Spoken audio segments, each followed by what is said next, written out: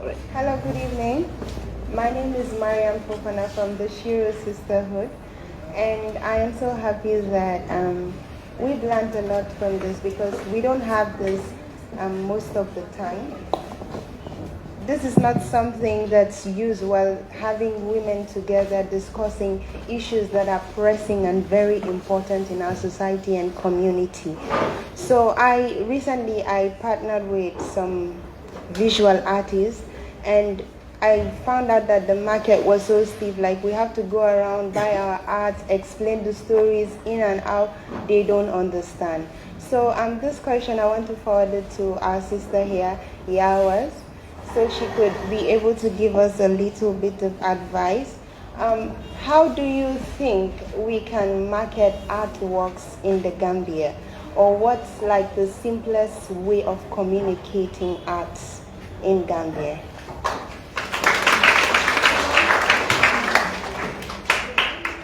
Thank you, Mariam. That's a really interesting question. But I think earlier on, Fabian talked about technology and how it is manipulating the world right now with everything that everybody is doing. So my number one advice would be to leverage on technology. Create a page where it's socialized, where people can go, advertise it, market. Also, there's a lot of exhibitions happening lately. There's a lot of spaces that are being created where people can advertise their products. Go there. And also link with people that are also media personnel or celebrities. Let them hold whatever it is that you have. Let them wear whatever it is that you want to advertise. And because they always have a lot of followers, that will create a platform for you, for people to see what it is that you're doing. If it takes going on foot and go take it to places, do it. There's art gallery, there's a women's art gallery in Tangi. I don't know if you know about Mama Africa. Go there. There's also link with your fellow artists. That's something that we don't like to do here, but it could be a very powerful key. Yeah, because also they know what might work for you in terms of their experience. So let's say those that have well experience in it already, go to them as mentors or as coaches or as advisors that could give you more advice as to where to go. But I would say technology right now with social media is the place where you can not go wrong. So maybe create a page and be there and market all the time. Go to exhibitions, like I said, and places. This is where networking is vital. Yeah? All right. In short, if you want more answers to questions pertaining to arts and anything arts, creativity, you can always see her, and you know, she's a mentor. She'll definitely give you pro bono advice. Yes. So we're taking the last two questions. Yes, I have a question. You have a question? Okay, I'll take the last two from the floor. No, I'll take the last two from the floor, and then you can make a comment after they're done. Okay, so my question is for Auntie Anita. I am Hadi Gay. I'm mentor at Service International. So my question is, what basically set you on fire as a woman in the digital market and a black woman lecturing in UK? Wonderful. What set you on fire as a digital marketer? Okay. So me getting into digital marketing was not by design. Yeah, it wasn't by design. I did a master's in marketing and communication, and I applied for a marketing role. You know, the traditional marketing, which is the marketing that you do for TV, radio, those traditional. But when I applied, they said, oh, okay, that one is failed. Would you like to be an intern for digital marketing? I was like, well, it's the same marketing. But when I got there, when I knew that it's not the same marketing, just because it had marketing is not the same. So I got into that, and I liked it so much, digital marketing. Everything that we do right now, from now till the end of age, is going to be linked to digital and it's going to be linked to technology, whatever we do. And any field that doesn't incorporate digital, that's why digital learning is important. I prefer to learn digitally than to sit in a classroom. I prefer that, whilst other people don't. So that's how I got into digital marketing, and I could see how the thing with digital marketing, you cannot hide as a digital marketing because everything is linked to analytics. If what you are doing is not working, it will tell you straight on that it's not working. Whilst the old form of marketing, which is the TV, it's just been a mass marketing and you're just hoping for the best. Whilst digital marketing is niche, you can target people specifically based on their behavior, based on their lifestyle, based on their age. So that's how I got into it, and I liked it so much. So now I'm a digital marketing lecturer. But in all of that, I said it's not by design, but I believe now that it was preparing me for advocacy. Because all the skills of digital marketing, I'm applying it in Sponsor a Gambian Girl. Yeah? Who recognizes this brand? Yeah?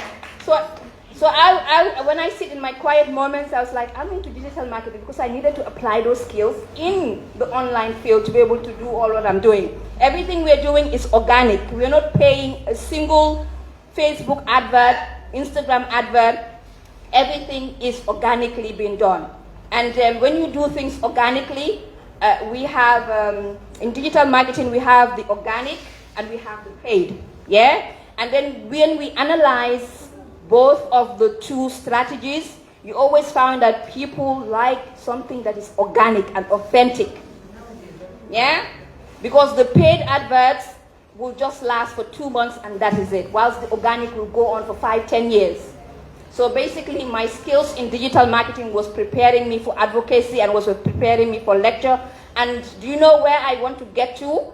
At the United Nations, where they make policies. Yeah? That is where they make policies that they bring to Gambia and other African countries about education. I have to be there to change that system.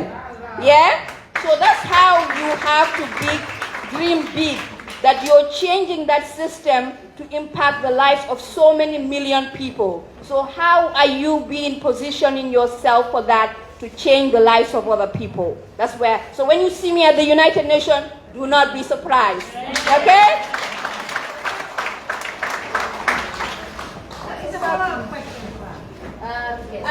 Just hold up.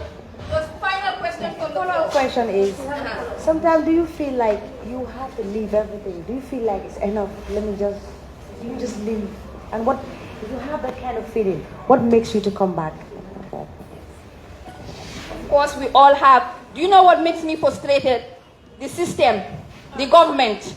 Sorry, don't go and publish this on TikTok or anywhere. Yeah? When you want to make so much change, but you have so much barriers and so much things that are, stopping you from doing it. The red tape, the bureaucracy, all those things makes you frustrated and you just want to stop. But I don't know for any other ladies here that are in advocacy or anything. When you have a passion, me, I even dream about Sponsor a Gambian Girl. I dream about girls going to school. As soon as I wake up and I put my foot down, I'm thinking, how can we get money to fund all this education? How can we do this? How can we do the next thing? How can we do a program? I wasn't supposed to be here. At the last minute, I booked a flight.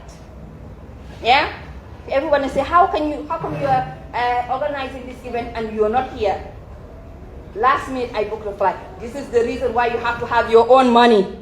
So, click of us, you can book and go travel wherever you want to go and do whatever you want to do. It's only independence that will give you, education that will give you that independence, that choice,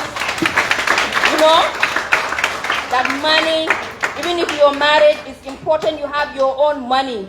Listen, let me tell you, apart from the Brazilian hair, the nice clothes, the nice shoe, there's nothing more sexy than a woman that has her own money.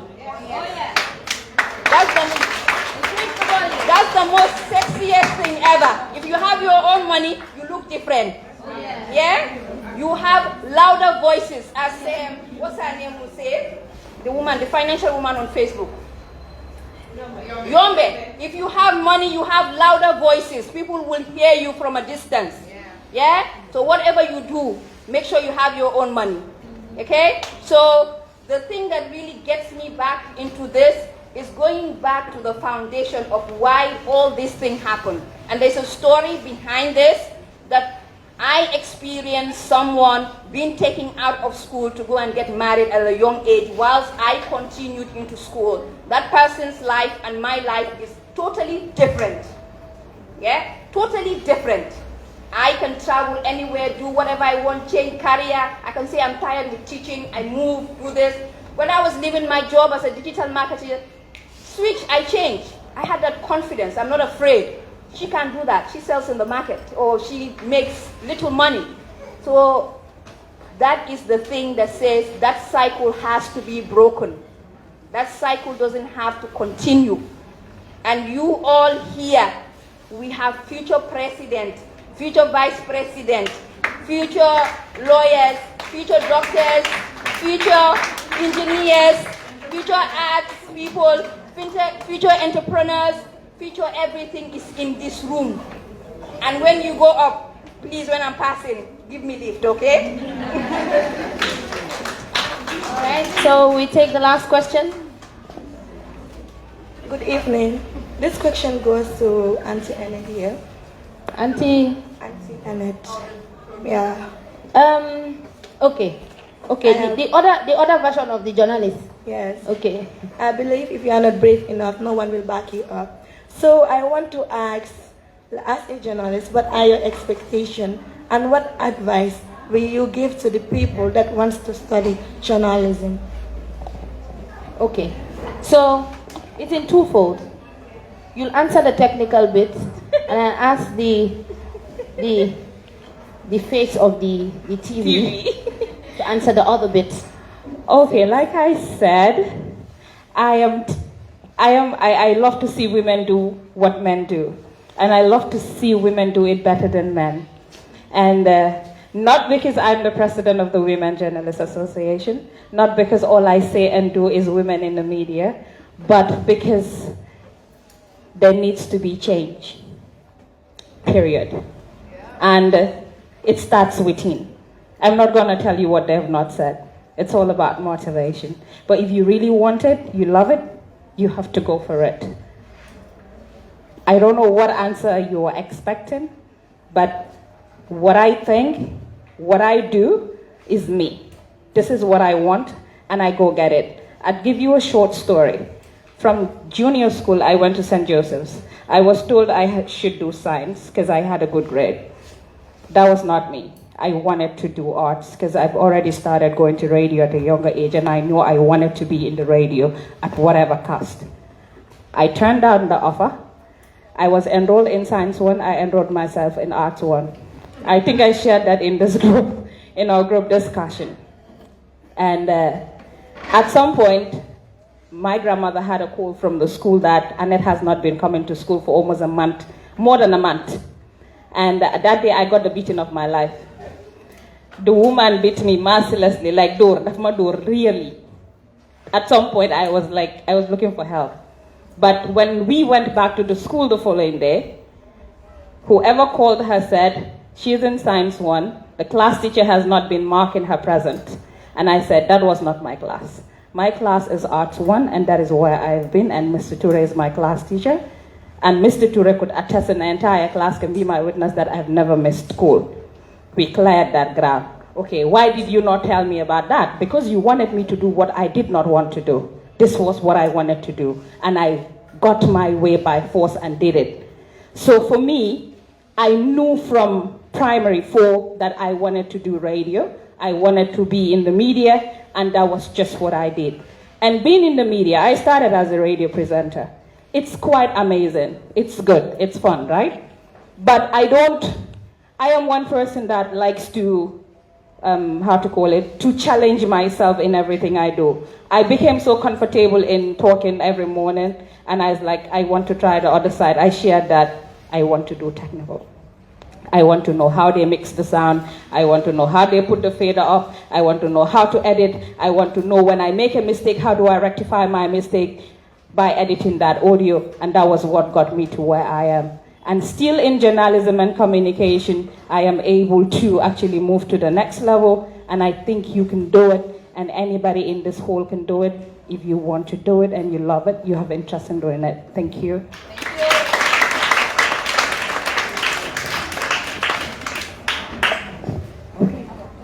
All right. Please, I have a comment.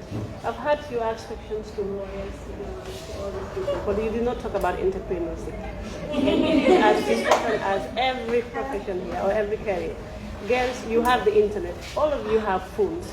Use them and start doing something. You have mangoes, papaya, everything. You cut them into pieces. In Ghana, students do it. You'll be able to buy your sanitary pads, to get your slippers, your roll-ons here and there, without bothering your parents. So within you at home, talk about entrepreneurship. Discuss it. Keep thinking about it. Dream it, and then